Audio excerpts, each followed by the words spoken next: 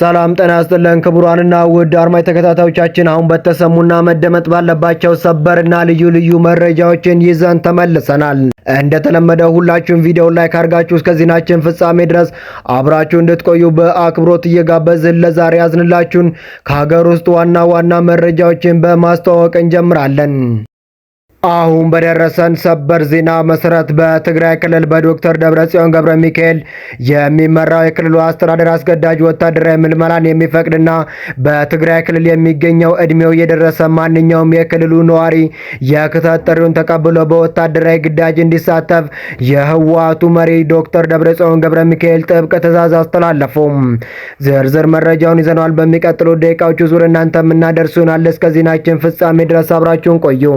በአማራ ክልል ዋግምራ ብሔረሰብ አስተዳደር ዞን የአገው ዲሞክራሲያዊ ንቅናቄ ወይም አዴን ታጣቂዎች አበርገሌና ጻብ ገጂ ወረዳዎችን ሙሉ በሙሉ መቆጣጠራቸውንና ማህበረሰቡ በስጋት ሸሽቶ መፈናቀሉን የአካባቢው አስተዳደሮች ለቢቢሲ አስታወቁ። ዝርዝር መረጃው እጃችን ደርሷል። በሚቀጥሉት 10 ደቂቃዎች ውስጥ ሙሉ መረጃን ወደ እናንተ የምናደርስ ይሆናል። እስከ ዜናችን ፍጻሜ ድረስ አብራችሁን ቆዩ። እንዲሁም ለዚህ ታላቅ የዩቲዩብ ቻናል አዲስ የሆናችሁ ደግሞ ሁላችሁም ዩቲዩብ ቻናሉን ሰብስክራይብ አድርጋችሁ የደወል ምልክቷን በመጫን ኦል የምትለውን ያብሩ። በአማራ ክልል ዋግምራ ብሔረሰብ አስተዳደር ዞን የአገው ዲሞክራሲያዊ ንቅናቄ ወይም አዴን ተብሎ የሚጠራው ታጣቂ ቡድን በአበርገሌና ጻብጂ ወረዳዎች ሙሉ በሙሉ መቆጣጠራቸውንና ማህበረሰቡ በስጋት ሸሽቶ መፈናቀሉን የአካባቢው አስተዳደርና ነዋሪዎች ለቢቢሲ አስታወቁ። ከ2 ዓመት በፊት ከመንግስት ጋር የሰላም ስምምነት ፈርመው የነበሩት የአገው ታጣቂዎች ካለፈው ሚያዝያ ወር ጀምረው 2 ወረዳዎች እንደተቆጣጠሩ 5 የአካባቢ ነዋሪዎችና የዞኑ ጸጥታ መምሪያ ተናገሩ። የአዴን ኃላፊዎች ወረዳዎቹ እንደተቆጣጠሩ ለቢቢሲ ያረጋግጠው ነዋሪዎቹ ግን አልተፈናቀሉም በማለት አስተባበሉ። በአበርገሌ ሚያዝያ 12 ቀን 2018 ዓ.ም በአካባቢው ሚሊሻዎችና በታጣቂዎች መካከል በከባድ መሳሪያ የታገዘ ግጭት ከተቀሰቀሰ በኋላ የአዴን ኃይሎች በከፊል ተቆጣጥረውት የነበረውን ወረዳ ሙሉ በሙሉ መቆጣጠራቸውን ተናገሩ። ቀኑን ሙሉ ውሏል በተባለው ውጊያ የአዴን ኃይሎች ከህወሓት ታጣቂዎች ጋር ተቀናጅተው እንደተሳተፉ ነዋሪዎችና የዞኑ አስተዳደር ለቢቢሲ ተናገሩ። የአዴን ሚዲያና ኮሚኒኬሽን ኃላፊ አቶ ሙልጌታ ካሴ ከህወሓት ኃይሎች ጋር ተጣምረው መዋጋታቸውን አስተባበሉ። አመራሮቻችንን አፍነው ለመውሰድ ሲሞክሩ ግጭቱ ተቀስቅሷል በማለት ተገፍተን ነው ወደ ግጭት የገባ ነው አሉ። የዋግምራ ዞን የጸጥታ መምሪያ ኃላፊ 50 አለቃ አዘዘው አዳነ ይህ ከእውነት የራቀ ነው በማለት አስተባበሉ። የአዴን ታጣቂዎች ቀድመው ባዘጋጁት ጥቃት በመፈጸማቸው ግጭቱ እንደተቀሰቀሰም ለቢቢሲ ገለጹ። በወረዳው ግጭቱ የተቀሰቀሰው በታጣቂዎች እንቅስቃሴ ጉዳይ አለመግባባት በመፈጠሩ እንደሆነ ነዋሪዎችም ተናገሩ። በመኪናው ላይ ያሉ ነው ውጊያው የጀመረው ያሉት አንድ ነዋሪ ሎጂስቲክ ሊያሳልፉ ከመጡ የአዴን ታጣቂዎች ጋር ተኩስ ተጀመረ። 20 እና 30 ደቂቃ ጠብቆ በ3 ግንባር ከተማዋን ከበቧት ሲሉ ግጭቱ ሲፈነዳ የተመለከቱትንም ተናገሩ። በዚህ ግጭት ንጹሃን ሰዎች እንዳልተጎዱ አመላክተው ከሁለት ተፋላሚዎች ወገን በኩል ግን በርካታ ተዋጊዎች መገዳደላቸውንም ለቢቢሲ ተናገሩ። የአዴን ታጣቂዎች ከህወሓት ኃይሎች ጋር ጻገብጂ ወረዳ እንዲሁም ከ2 ሳምንት በፊት እንደተቆጣጠሩት የወረዳው ነዋሪዎች ለቢቢሲ ገለጹ።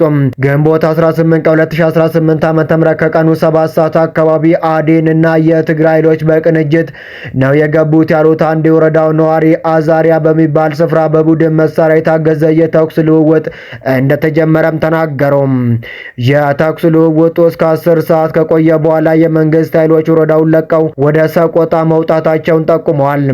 የአዴን ሚዲያና ኮሚኒኬሽን ኃላፊ አቶ ሙልጌታ የሐራ መሬቶችን ወይም የትግራይ ታጣቂ ኃይል በቅንጅት አምጥቶ ውጊያ ማስከፈት ስምምነቱን አፍራሽ ነው በማለት ለግጭቱ ምክንያትን ሰጥተዋል። ለትግራይ ክልል አዋሳኝ በሆኑ የዋግምራ አካባቢዎች የራሳቸውን የትግራይ ሰላም ኃይል ብለው የሚጠሩና በተለምዶ የሐራ መሬት ታጣቂዎች እንደሚንቀሳቀሱም ይነገራል።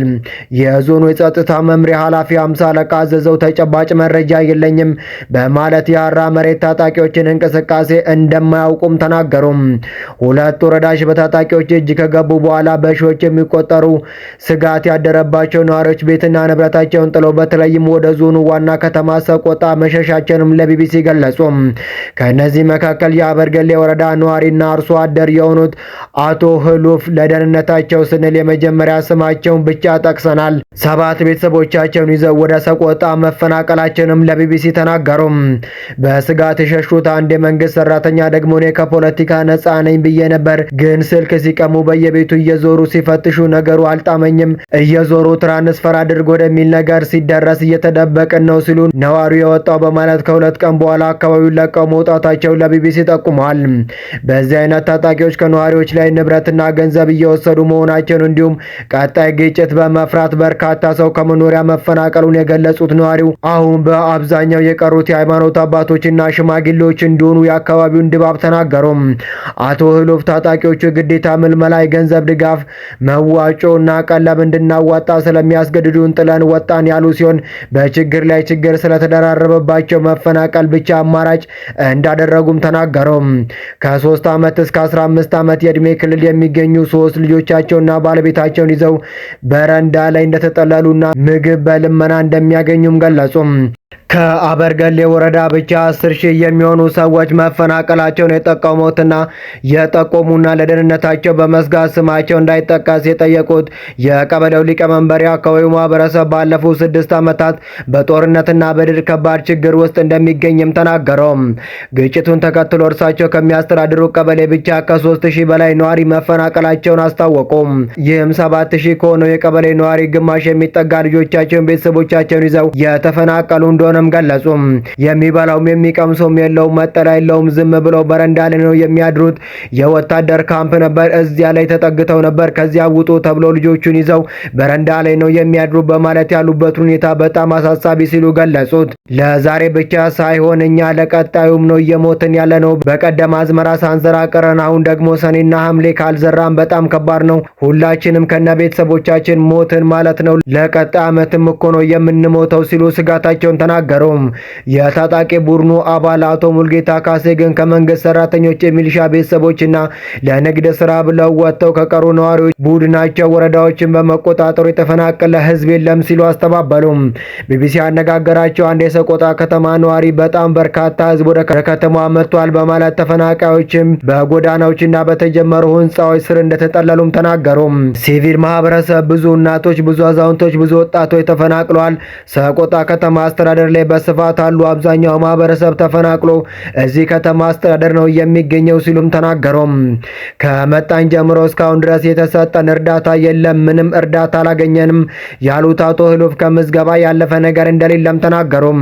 ቢቢሲ ያነጋገራቸው የቀበሌው ሊቀመንበር ለተወሰኑ ሰዎች ወርልድ ቪዥን የጥሬ ገንዘብ ድጋፍ ሲያደርግ፣ ሌላው የረድኤት ድርጅት ደግሞ ለመንግስት ሰራተኞች የቤት ቁሳቁስ መስጠቱንም ጠቁመዋል። ከዚህ ውጪ ምዝገባ ብቻ ነው በማለት እርዳታ የተደረገ ነገር እንደሌለም ተናገሩ። ቢቢሲ በተለይም የተፈናቃዮችን ሁኔታና የሰብአዊ ድጋፍን በሚመለከት የዞኑ ምክትል አስተዳዳሪ ሹመት ጥላውንና የአበርገሌ ወረዳ አስተዳዳሪ አቶ ነይኑ በላይነህ ለቀናት ለማነጋገር ያደረገው ጥረት አልተሳካለትም። ቢቢሲ ያነጋገራቸው ነዋሪዎችና አንድ የቀድሞ የአዴን ኃይሎች አመራር ታጣቂዎችና የአማራ ክልል መንግስት የሰላም ስምምነት ከደረሰ በኋላ ከአንዳንድ ትንኮሳዎች ውጭ አካባቢው ተረጋግቶ እንደነበር ተናገሩ። ስምምነቱ በ2016 ዓ.ም ከተፈረመ ወዲህ በግልጽ ግጭት ውስጥ ሲገባ የአበርገሌ መጀመሪያ እንደሆነም አመላከቱም። አዴን 2 ዓመትን በዘለቀ ደም አፋሳሹን የሰሜን ኢትዮጵያ ጦርነት ወቅት የህወሓት ኃይሎች ወግኖ በመዋጋት ስሙ ይነሳል። በ2016 ዓ.ም ቡድኑ ትጥቁን ለመፍታትና በሰላማዊና ዲሞክራሲያዊ ትግል ለመሳተፍ ከመንግስት ጋር ስምምነት ደርሶ እንደነበርም ይታወሳል። ለዚህም ስምምነት መፍረስ ሁለቱ ወገኖች እርስ በርስ እየተካሰሱ በአካባቢው ከሚገኙ ገለልተኛ ወገኖች ስለ ሁኔታው ለማወቅ የሚያስችለው መረጃ አላገኘም። በትግራይ ክልል በዶክተር ደብረጽዮን ገብረ ሚካኤል የሚመራው የክልሉ አመራር አስገዳጅ ወታደራዊ ምልመላን የሚፈቅድና ማዕከላዊ ኮማንድ ፖስት የሚያቋቁም ረቂቅ አዋጅ አዘጋጀም። ይህንን ተከትሎ በርካታ ወጣቶች ከተማዋን እየሸሹ ከመቀሌም እየወጡ እንደሚገኙም ተገለጸ። ረቂቅ አዋጁ እድሜው የደረሰ ማንኛውም የክልሉ ነዋሪ የክተት ጥሪውን ተቀብሎ በወታደራዊ ግዳጅ እንዲሳተፍ ግዴታ የሚጥል ሲሆን ጥሪውን የማይቀበል ከ10,000 እስከ 50,000 ብር በሚደርስ የገንዘብ በመቀጮ እንደሚቀጣም ተደነገገ። የክተት ጥሪውን መሸሽ ለሚፈልጉ ግለሰቦች ሐሰተኛ የሕክምና ማስረጃ የሚሰጡ የጤና ባለሙያዎች እስከ 50 ሺህ ብር ቅጣት እንደሚጠብቃቸው በረቂቅ አዋጁ ላይም ሰፈረ። ማዕከላዊ ኮማንድ ፖስቱን በበላይነት የሚመራው የክልሉ ፕሬዝዳንት ዶክተር ደብረጽዮን ገብረ ሚካኤል የተዋጊ ኃይሎች የበላይ አዛዥ እንደሚሆንም ተጠቅሷል። በጦር ግንባር የተከፈለው መስዋዕትነትና የህዝቡን ትግል የሚያሳንስና ወይም የሚያጠለሽ ጽሑፍ፣ ንግግር ወይም ምስል ማሰራጨት እስከ 15 ዓመት በሚደርስ ጽኑ እስራት እንደሚያስቀጣም በአዲሱ አዋጅ ላይ በረቂቅ ደንቡ ላይም ተጽፏል።